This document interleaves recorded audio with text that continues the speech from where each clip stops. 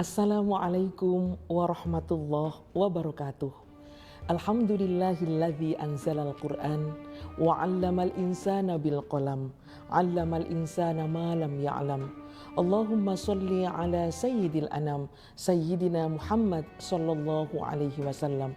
Rabbi shrah li sadri wa yassir li amri wahlul 'uqdatam min lisani yafqahu qawli. Al-ayah amma ba'd.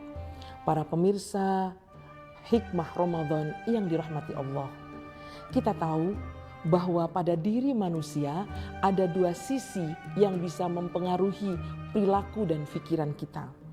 Manusia memiliki dorongan-dorongan nafsu yang bisa membawa dia kepada kebatilan. Sisi-sisi kebinatangan itulah yang menjadi dorongan bagi perilaku yang buruk. Tapi manusia juga memiliki sisi positif. Dia memiliki nur ilahi yang dimasukkan dalam dirinya oleh Allah sebagai bukti kekuasaan Allah bahwa manusia bisa memiliki posisi jauh lebih tinggi dibandingkan malaikat. Namun demikian, karena manusia seringkali tergoda oleh bisikan setan, kita seringkali lalai lalu kemudian jauh dari perintah Allah. Karena itu maka Allah berusaha untuk menghadirkan mekanisme religi yang bisa membantu manusia kembali ke jalan ilahi. Membantu manusia untuk lurus kembali menuju fitrahnya sebagai makhluk yang menghamba kepada Allah, beribadah kepada Allah. Salah satunya adalah melalui puasa Ramadan. Allah berfirman dalam surah Al-Baqarah ayat 184 yang berbunyi, A'udzubillahi minasyaitonirrajim, ya ayyuhalladzina amanu kutiba alaikumussyam kama kutiba alal ladzina min qablikum la'allakum tattaqun. Dalam ayat ini Allah menyebutkan bahwa perintah puasa sebenarnya bukan hanya diberikan pada umat Islam, umat Nabi Muhammad SAW. Perintah puasa telah diperintahkan oleh Allah kepada makhluk-makhluk hamba Allah di zaman-zaman Nabi sebelumnya.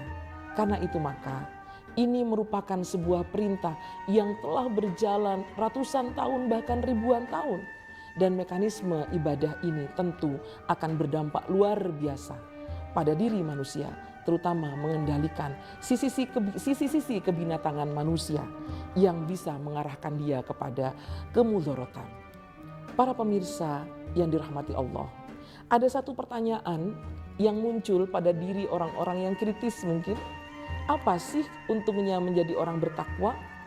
Allah kemudian menyebutkan di ayat yang lain, di mana di sini Allah berfirman dalam Quran surah At-Tolak ayat 2 dan 3. Orang bertakwa akan mendapatkan banyak manfaat, terutama terkait dengan menghadapi berbagai tantangan hidup.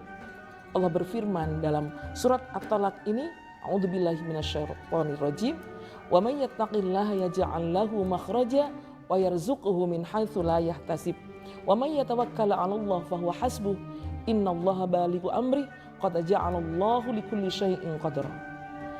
Manusia hidup di dunia ini terkadang menghadapi berbagai tantangan. Banyak sekali cobaan ibarat roller coaster. Ada sedih, ada bahagia, ada duka, ada gembira. Dan berbagai tantangan bisa saja dihadapi. Bisa dengan perilaku yang baik, bisa juga dengan hal-hal yang jauh dari perintah Allah.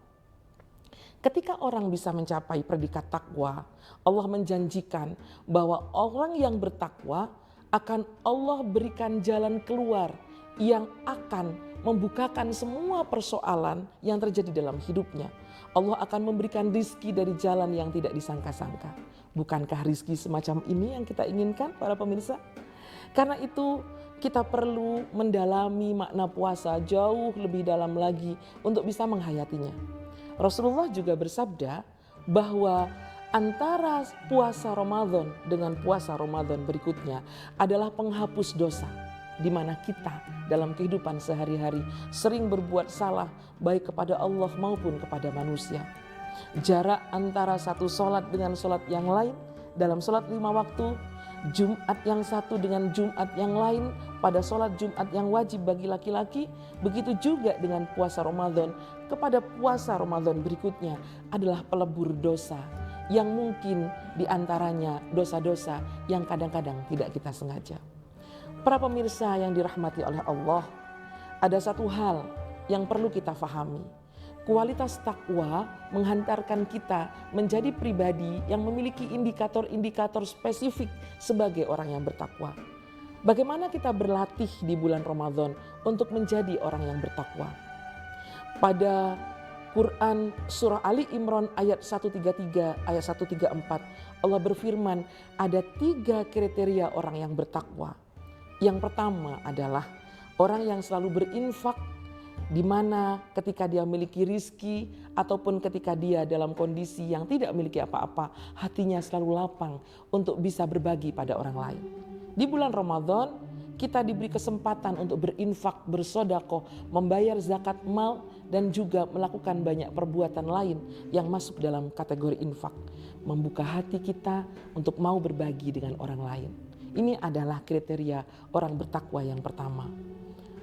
Bapak Ibu, para pemirsa bisa berbagi buka puasa. Bapak Ibu bisa berbagi makanan pada orang lain. Bahkan orang yang berpuasa akan diterima pahalanya jika sudah menunaikan zakat fitrah. Yang kedua, di bulan Ramadan kita berpuasa sehari penuh. Lapar dan haus kadangkala memicu kita untuk marah kepada orang lain. Kriteria takwa yang kedua adalah mengendalikan marah. Wal kadhiminal ghaidh. Sebuah kriteria yang tidak mudah sebenarnya, tapi puasa akan melatih kita untuk bisa menahan bagaimana caranya tidak melampiaskan amarah kita dengan membabi buta. Yang ketiga, memaafkan kesalahan orang lain. Setelah hati kita terlatih untuk mengendalikan marah, kita diharapkan untuk bisa mencapai kriteria yang ketiga, yaitu memaafkan orang lain atau menerima maaf dari orang lain. Ini sungguh luar biasa. Latihan di bulan puasa bisa mengantarkan kita menuju kriteria orang yang bertakwa, dan dengan sifat takwa Allah akan mencintai kita dan memberikan kita jalan keluar dari berbagai permasalahan. Kita berharap hidup kita akan menjadi lebih baik, semakin mendekat kepada Allah, dan kelak ketika Allah memanggil kita, sebagaimana saat Allah menghadirkan kita di dunia dalam keadaan suci, kita berharap kita kembali kepada Allah dengan husnul khotimah. Semoga yang saya sampaikan bermanfaat. Mohon maaf jika ada salah khilaf. Wallahul muwaffiq ila aqwamit thoriq. Assalamualaikum warahmatullahi wabarakatuh.